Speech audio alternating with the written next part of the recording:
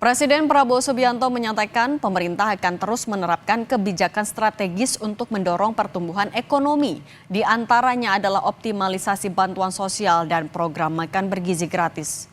Presiden Prabowo menyatakan dalam kuartal pertama tahun ini sejumlah kebijakan yang diterapkan mendorong pertumbuhan ekonomi. Di antaranya hasil kebijakan kenaikan UMP, optimalisasi penyaluran bansos di bulan Februari dan Maret, pencairan THR, stimulus di bulan Ramadan seperti diskon harga pesawat, diskon tarif tol, dan diskon belanja, serta optimalisasi program makan bergizi gratis.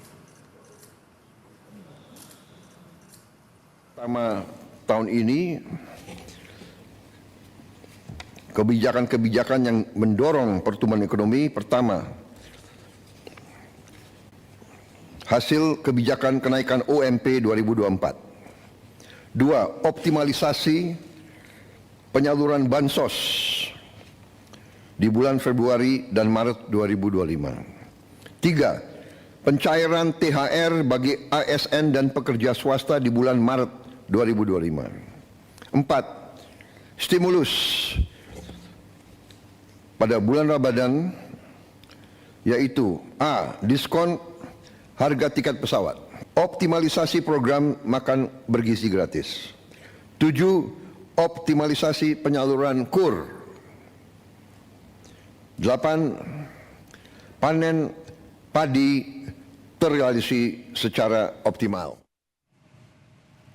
Dalam pemaparannya soal kebijakan untuk mendorong pertumbuhan ekonomi di awal tahun, Presiden Prabowo juga menegaskan Indonesia akan memiliki bank emas pertama. Bank emas ini akan diresmikan pada 26 Februari 2025. Hal ini karena Indonesia tidak punya bank emas, sehingga emas di Indonesia banyak ditambang dan disimpan di luar negeri.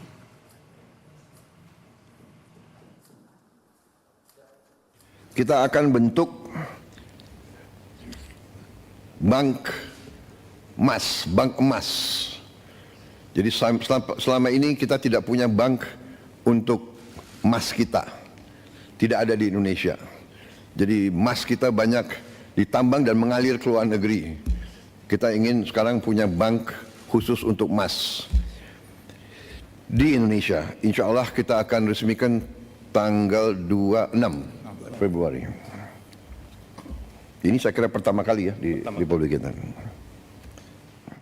Lebih lengkap kita tanyakan jurnalis Kompas TV Alfania Rizky dan juru kamera Feriska Emmanuel. Alfa, jadi bagaimana penerapan kebijakan Presiden Prabowo untuk mendorong pertumbuhan ekonomi di awal tahun? Cindy dan juga saudara, kalau bicara soal bagaimana penerapannya, sebenarnya realisasinya ini baru kita bisa lihat ketika Badan Pusat Statistik merilis hasil realisasi kinerja pemerintah atau tepatnya pertumbuhan ekonomi biasanya di bulan Mei kuartal 1 di tiap tahunnya tahun ini berarti Mei tahun 2025. Tapi kalau melihat keseriusan pemerintah atau Presiden Prabowo Subianto khususnya dalam mendorong pertumbuhan ekonomi di kuartal 1, ia menyebutkan memang ada 8 kebijakan pemerintah yang difokuskan untuk bisa mendorong pertumbuhan ekonomi. Nah, 2 di antaranya ini yang paling sering dibahas oleh publik atau juga meminta pertanggungjawaban publik, yaitu 1, perlindungan sosial, yang kedua, makan bergizi gratis. Nah, yang soal perlindungan sosial atau bantuan sosial, keseriusan pemerintah ini terlihat dari bagaimana pagu anggaran perlindungan sosial yang meningkat setiap tahunnya. Di tahun 2025 misalkan, di anggaran pendapatan dan belanja negara tahun 2025, pemerintah memagukan anggaran perlindungan sosial sebesar 503,2 triliun. Angka ini meningkat dibandingkan tahun lalu yang hanya di angka 496,8 triliun rupiah. Kemudian soal makan bergizi gratis, pemerintah juga menyebutkan bahwa sebenarnya angka anggaran untuk MBG ini di tahun 2025 hanya 71 triliun. Tapi kemarin Bendahara Negara, Menteri Keuangan Sri Mulyani menyebutkan bahwa ada anggaran tambahan untuk MBG sebesar 100 triliun rupiah. Artinya total 171 triliun rupiah. Dari anggaran ini saja sudah terlihat seperti apa upaya pemerintah untuk mengoptimalkan kedua kebijakan strategis dari pemerintahan Presiden Prabowo Subianto dan juga Wakil Presiden Gibran Rakabuming Raka. Dan terbaru tadi Presiden Prabowo Subianto juga menyatakan di Istana Kepresidenan Jakarta bahwa MBG akan menggerakkan ekosistem UMKM untuk mendorong pertumbuhan ekonomi. Dan berikut pernyataan dari Presiden Prabowo Subianto. Program makan bergizi gratis yang diperkirakan akan meningkatkan pertumbuhan di seluruh daerah-daerah di negara kita karena uang berputar di desa, di kecamatan, di kabupaten.